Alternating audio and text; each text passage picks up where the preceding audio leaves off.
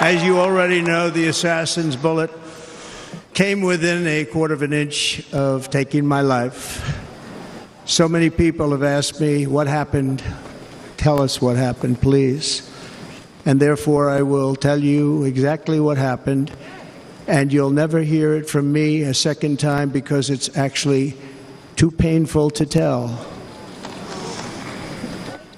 It was a warm, beautiful day in the early evening in Butler Township in the great Commonwealth of Pennsylvania. Music was loudly playing, and the campaign was doing really well. I went to the stage, and the crowd was cheering wildly. Everybody was happy. I began speaking very strongly, powerfully, and happily, because I was discussing the great job my administration did on immigration at the southern border. We were very proud of it.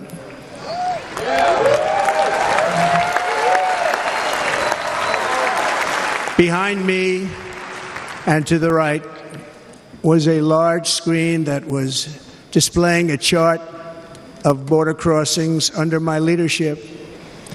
The numbers were absolutely amazing. In order to see the chart, I started to, like this, turn to my right and was ready to begin a little bit further turn, which I'm very lucky I didn't do, when I heard a loud whizzing sound and felt something hit me really, really hard on my right ear. I said to myself, wow, what was that? It can only be a bullet. And moved my right hand to my ear, brought it down. My hand was covered with blood, just absolutely blood all over the place. I immediately knew it was very serious, that we were under attack, and in one movement proceeded to drop to the ground. Bullets were continuing to fly as very brave Secret Service agents rushed to the stage, and they really did. They rushed to the stage.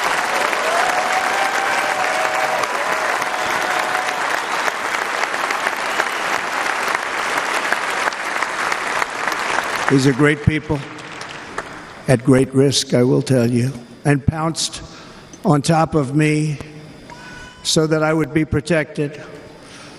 There was blood pouring everywhere, and yet, in a certain way, I felt very safe because I had God on my side. I felt that.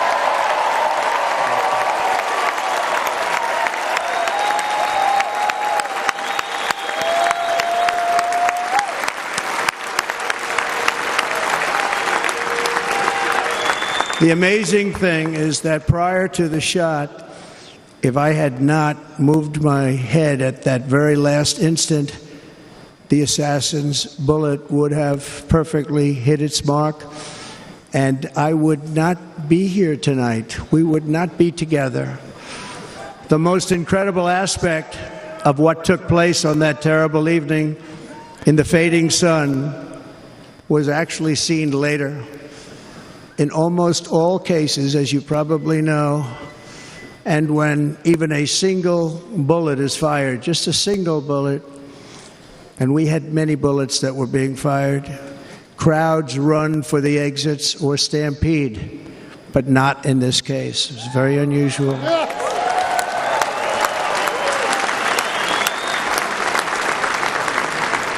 This massive crowd of tens of thousands of people stood by and didn't move an inch.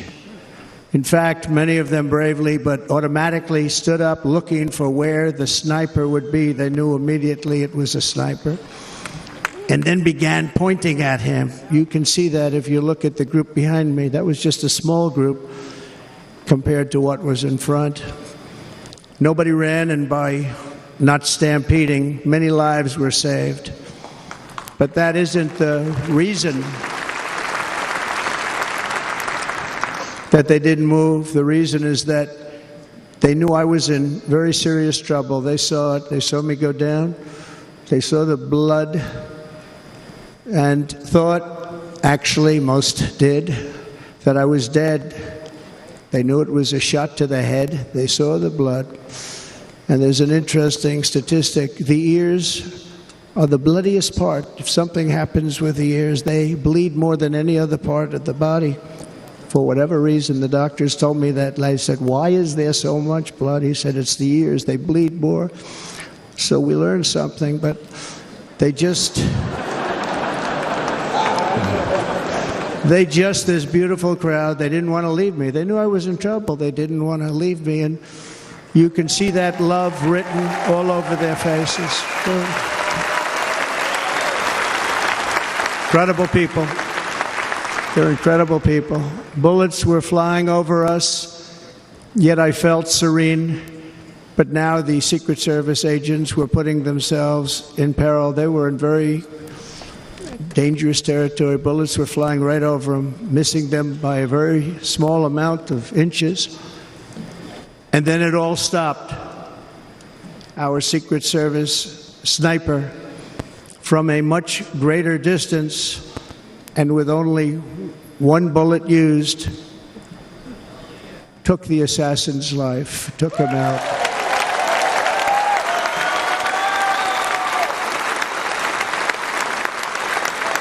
I'm not supposed to be here tonight.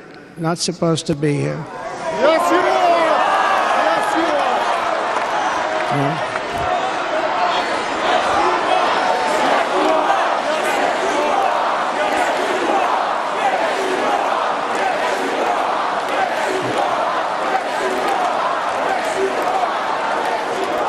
Thank you. But I'm not. And I'll tell you, I stand before you in this arena only by the grace of Almighty God.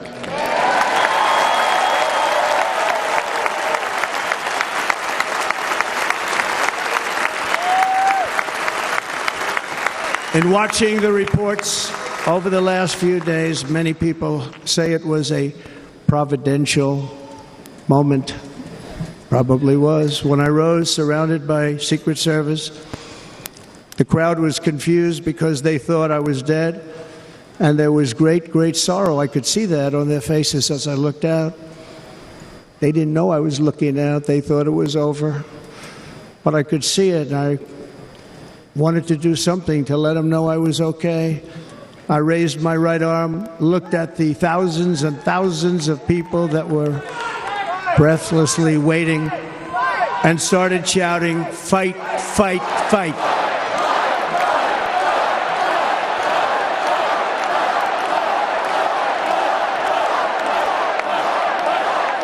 Thank you. Once my clenched fist went up, and it was high into the air. You've all seen that. The crowd realized I was okay and roared with pride for our country like no crowd I have ever heard before. Never heard anything like it. For the rest of my life, I will be grateful for the love shown by that giant audience of patriots that stood bravely on that fateful evening in Pennsylvania. Tragically, the shooter claimed the life of one of our fellow Americans, Corey Comparator. Unbelievable person, everybody tells me. Unbelievable. And seriously wounded, two other great warriors. Spoke to them today.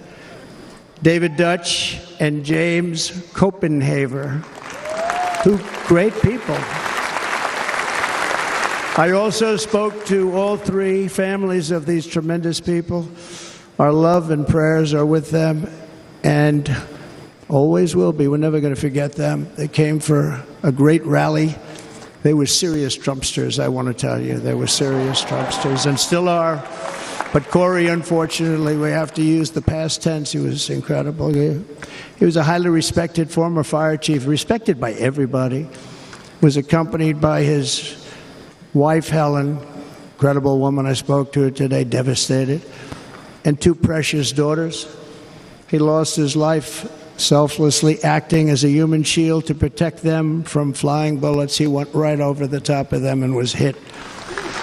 What a fine man he was.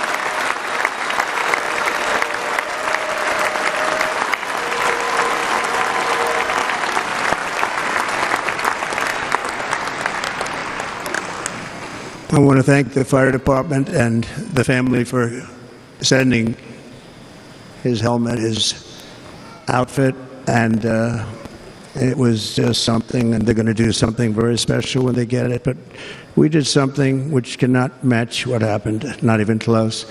But I am very proud to say that over the past few days, we've raised $6.3 million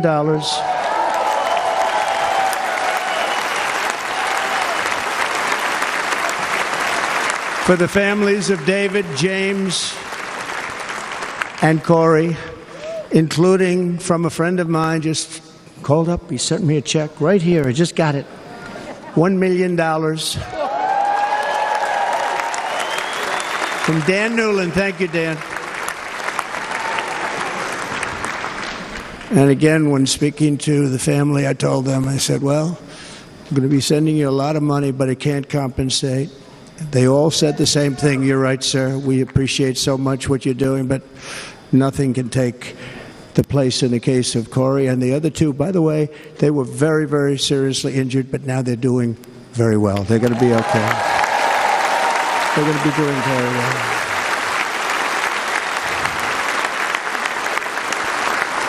They're warriors. So now I ask that we observe a moment of silence in honor of our friend Corey.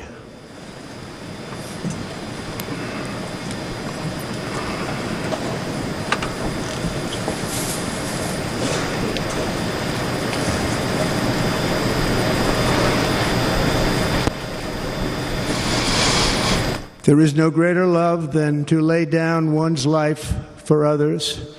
This is the spirit that forged America in her darkest hours, and this is the love that will lead America back to the summit of human achievement and greatness. This is what we need. Despite such a heinous attack, we unite this evening more determined than ever. I am more determined than ever, and so are you. So is everybody in this room.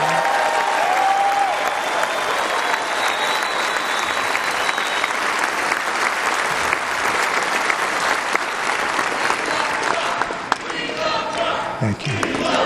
Thank you very much.